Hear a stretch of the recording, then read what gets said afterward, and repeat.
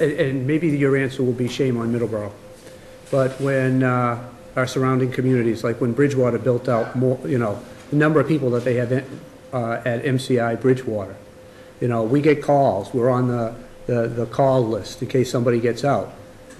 And maybe I'm just ignorant in this. I don't remember any, you know, group against the build-out of MCI.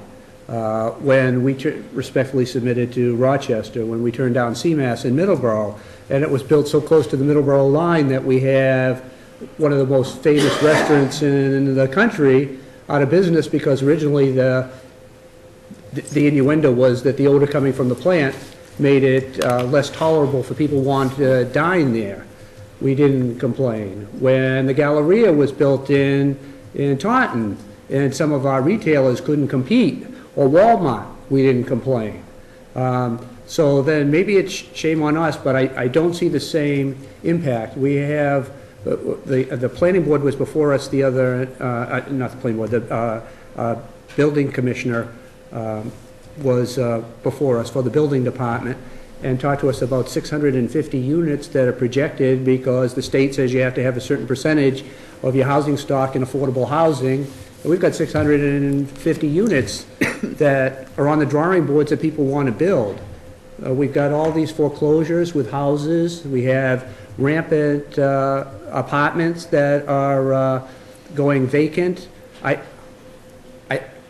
personally see more benefit than I see downside to it. So I guess I respect your position in your organization. I'd love to understand from your perspective more of the downside that wasn't created by the towns, that was created by the state, and we're all just trying to dig out. Well, I agree with you, and the Galleria and the facility in Bridgewater and CMAS are classic examples of big facilities that are all very close to municipal boundaries. And the MEPA process does allow some distribution and mitigation, and SRPEDD's very involved in that, like where traffic improvements have to be made, for example, and they can go across town boundaries. I would point out the casino doesn't participate in that process. But generally, the system, on the revenue end, there is no mechanism for those revenues to be shared across municipal boundaries. And I don't think that's a good system.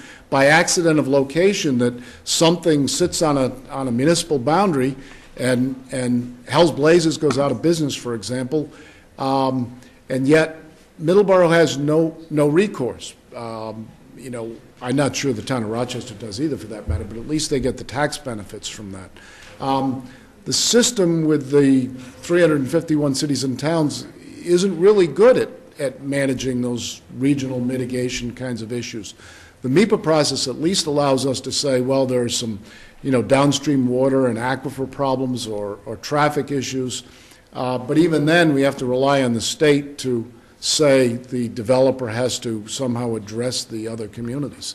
But it is a problem, and the casino, you know, the Indian casino is totally exempt from even the MEPA process, so it makes it even more difficult to address from a regional standpoint.